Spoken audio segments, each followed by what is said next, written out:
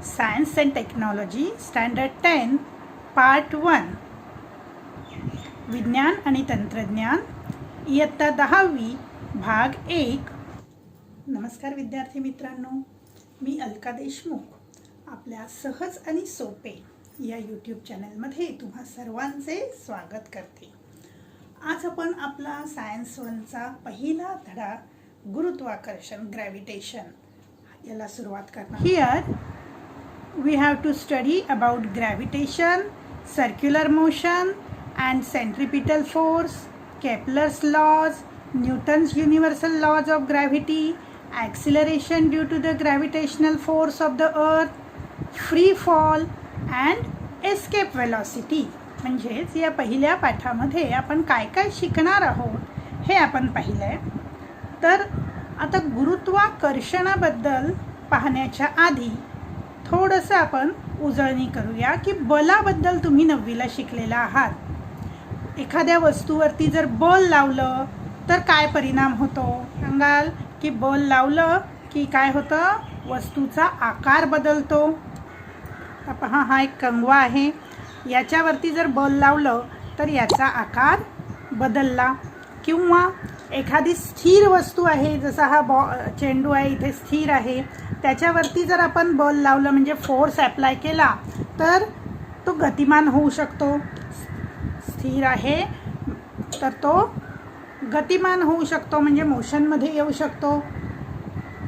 आणि जर एखादं ऑब्जेक्ट मोशनमध्ये असेल ऑलरेडी तर त्याची आपण डायरेक्शनसुद्धा चेंज करू शकतो. म्हणजे या डायरेक्शनने जर ते मोशनमध्ये असेल तर त्याचे आपण डायरेक्शन चेंज करू शकतो, म्हणजे दिशा बदलू शकतो. म्हणजे बल लावल्यामुळे अशा प्रकारे वस्तूवरती परिणाम होत असतात. बलांचे सुद्धा वेगवेगळे प्रकार सुद्धा आपण शिकलेलो आहोत.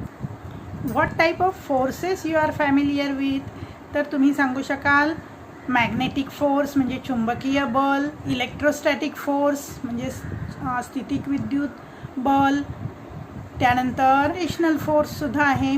म्हणजे gravitation is a force. Gravitation is also A type of force. आपण म्हणू शकतो की गुरुत्वाकर्षण हे सुद्धा एक प्रकारचं काय आहे? बल आहे. म्हणजेच आपण म्हणू शकतो gravitational force is the force that acts between any two objects in the universe. Gravitational force जो आहे हा विश्वातील कोणत्याही दोन वस्तूंमध्ये असणारं बल आहे.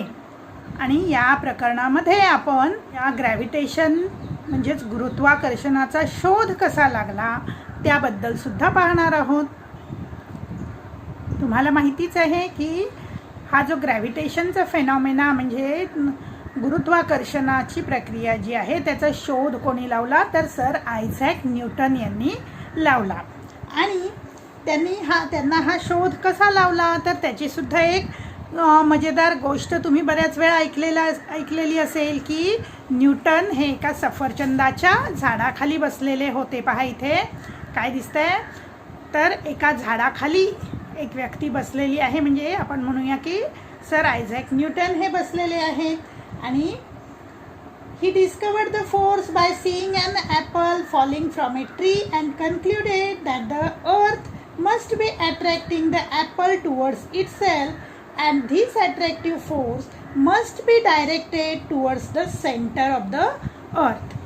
त्यांना एक सफरचंद झाडावरून खाली पडताना दिसलं आणि मग त्यांच्या असं लक्षात आलं की हे सफरचंद वरून खालीच कसं काय पडतंय आणि मग त्याची जी डायरेक्शन आहे ती बरोबर पृथ्वीच्या केंद्राच्या दिशेने असली पाहिजे. या गोष्टीवरून मग त्यांनी गुरुत्वाकर्षणाचा शोध लावला. म्हणजे त्या ठिकाणी न्यूटननी असा विचार केला की if the force of the gravitation acts on the apples on the tree at different heights from the surface of the earth, जर पृथ्वीपासून वेगवेगळ्या उंचीवर असणाऱ्या सफरचंदांवरती हे बल कार्य करत आहे तर it can also act on objects at even greatest height. त्याच्यापेक्षाही जास्त उंचीवर असणाऱ्या वस्तूंवर सुद्धा ते बल कार्यरत असलं पाहिजे. म्हणजे उदाहरणार्थ मून, आपल्या पृथ्वीच्या बाहेर असणारा जो चंद्र आहे त्याच्यावरती सुद्धा हे बल कार्यरत असणार आहे याच्याबद्दल त्यांनी विचार केला. आणि मग गुरुत्वाकर्षण, आपल्याला माहिती आहे न्यूटनने किती महत्त्वाचं योगदान दिलेलं आहे शास्त्रामध्ये. आपण गेल्या वर्षीच न्यूटनचे गतिविषयक 3 नियमसुद्धा शिकलेलो आहोत. न्यूटन्स 3 लॉज ऑफ मोशन तुम्ही गेल्या वर्षी शिकलेला आहात. हे आपल्याला सर आयझॅक न्यूटन यांची थोडक्यात ओळख करून दिलेली आहे. त्यांचं योगदान तर खूप मोठं आहेच, आपल्याला माहिती आहे. तर महत्त्वाचं लक्षात ठेवायचं म्हणजे काय, तर त्यांनी आपल्या प्रिन्सिपिया नावाच्या ग्रंथामध्ये, प्रिन्सिपिया नावाचा जो ग्रंथ आहे, पुस्तक आहे, त्याच्यामध्ये थिअरी ऑफ ग्रॅव्हिटी म्हणजे गुरुत्वाकर्षणाचा सिद्धांत लिहून ठेवलेला आहे. परंतु मजेदार गोष्ट म्हणजे काय बघा, तर न्यूटन यांनी ही ग्रॅव्हिटीची थिअरी लिहिण्याच्या आधी केपलर नावाचे जे सायंटिस्ट आहेत, या केपलर यांनी लॉज दिलेले होते, 3 नियम मांडलेले होते. कशासाठी, तर प्लॅनेटरी मोशन्स डिस्क्राईब करण्यासाठी. म्हणजे ग्रहांची जी खगोलीय गती आहे त्याचे वर्णन करणारे, ग्रहांच्या कक्षांचे वर्णन करणारे असे 3 नियम केपलर यांनी मांडलेले होते. परंतु त्यांनी हे जरी 3 नियम मांडले असले तरी ग्रह हे त्या 3 नियमांप्रमाणेच का भ्रमण करतात यामागचं कारण त्यावेळेला स्पष्ट झालेलं नव्हतं. आणि मग न्यूटन यांनी आपल्या गुरुत्वाकर्षणाचा सिद्धांत वापरून ते केपलर यांचे 3 नियम हे गणितीय पद्धतीने सिद्ध केलेले आहेत. न्यूटननी प्रकाश, ध्वनी, उष्णता, गणित या सगळ्या क्षेत्रांमध्ये उल्लेखनीय कार्य केलेलं आहे. आणि गणिताच्या एका नवीन शाखेचा म्हणजे कॅल्क्युलस या नावाने ओळखल्या जाणाऱ्या शाखेचा, ज्याचा गणित आणि भौतिकशास्त्र दोघांमध्येही उपयोग केला जातो, त्याचा सुद्धा शोध लावलेला आहे. त्याच्याशिवाय परावर्तक दुर्बीण तयार करणारे सुद्धा न्यूटन यांनीच पहिल्यांदा तयार केलेली आहे, म्हणजे ते पहिले शास्त्रज्ञ होते. तर ही झाली न्यूटन यांच्याबद्दलची थोडक्यात माहिती. आता महत्त्वाचं आपल्याला पाहायचं आहे ते म्हणजे वर्तुळाकार गती म्हणजे सर्क्युलर मोशन आणि अभिकेंद्री बल म्हणजे सेंट्रिपिटल फोर्स. आता पहा, इथे एक ॲक्टिव्हिटी चित्रामध्ये तुम्हाला एक मुलगी करताना दिसते आहे. काय केलेलं आहे तिने, तर आपल्या हातामध्ये एक दोरी घेतलेली आहे ज्याच्या टोकाला एक दगड बांधलेला आहे. म्हणजे tie a stone to one end of the string and take the other end in your hand and rotate the string so that the stone moves along a circle. ती दोरी गोल फिरवायची म्हणजे तो दगड सुद्धा गोल फिरेल.